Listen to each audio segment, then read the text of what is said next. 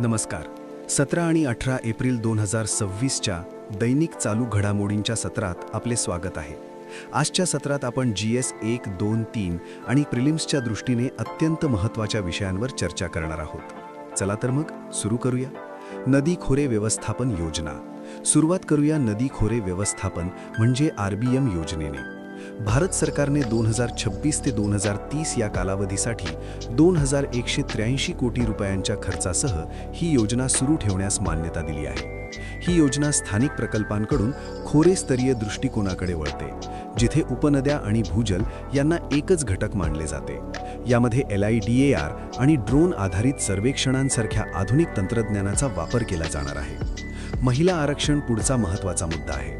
April 2026 मध्ये 131वे घटना दुरुस्ती विधेयक फेटाळले गेल्याने या चर्चेला पुन्हा उधाण आले आहे. सध्या लोकसभेत महिलांचे प्रतिनिधित्व केवळ 14 ते 15% आहे, जे जागतिक मानकांच्या तुलनेत खूपच कमी आहे. 106व्या घटना दुरुस्ती कायद्यात लोकसभेत 33% आरक्षणाची तरतूद आहे, परंतु त्याची अंमलबजावणी जनगणनेनंतर होणाऱ्या परिसीमनावर अवलंबून आहे.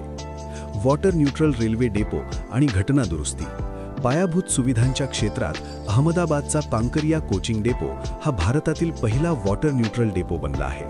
येथे फायटो रेमिडिएशन या नैसर्गिक प्रक्रियेचा वापर करून सांडपाण्यावर प्रक्रिया केली जाते. तसेच 131व्या घटना दुरुस्ती विधेयकाबद्दल सांगायचे झाल्यास लोकसभेत आवश्यक 2/3 बहुमत न मिळाल्याने ते फेटाळले गेले आहे.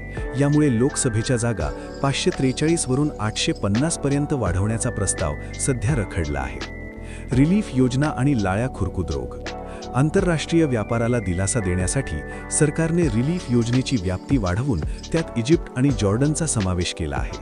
हे पाऊल भूराजकीय तणावामुळे वाढलेले विमा दर आणि मालवाहतूक खर्च यांपासून MSME निर्यातदारांचे संरक्षण करण्यासाठी उचलले आहे.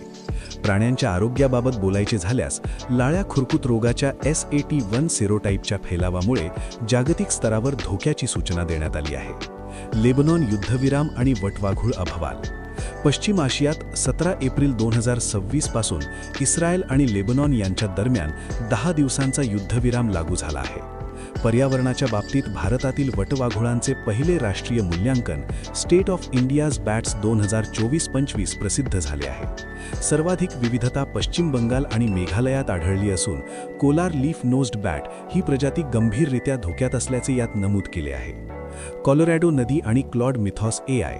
अमेरिकेतील कॉलोरॅडो नदीचे पाणी वाढत्या तापमानामुळे रजयाशयापर्यंत पोहोचण्यापूर्वीच अदृश्य होत असल्याचे एका नवीन अभ्यासात समोर आले आहे.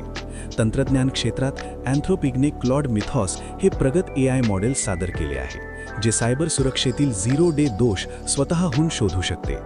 ग्रामीण मॉडेल्स आणि विकास मुत्सद्देगी. भारताचे राष्ट्रीय ग्रामीण उपजीविका अभियान आणि स्वयंसहायता समूहांचे मॉडेल आता इथिओपिया, तांझानिया आणि केनियासारख्या आफ्रिकन देशांना निर्यात केले जात आहे. ही भारताची एक महत्त्वाची सॉफ्ट पॉवर आणि विकास मुत्सद्देगी ठरत आहे. कामगार आंदोलन. शेवटचा मुद्दा कामगार आंदोलनांचा आहे. नोएडा आणि मानेसरसारख्या औद्योगिक केंद्रांमध्ये महागाई आणि वेतनवाढीतील तफावतीमुळे कामगार आंदोलने तीव्र होत आहेत. 2021 ते 26 या दरम्यान महागाई 24.8% वाढली असताना हरियाणामध्ये वेतनात केवळ 15% वाढ झाली असल्याने असंतोष निर्माण झाला आहे.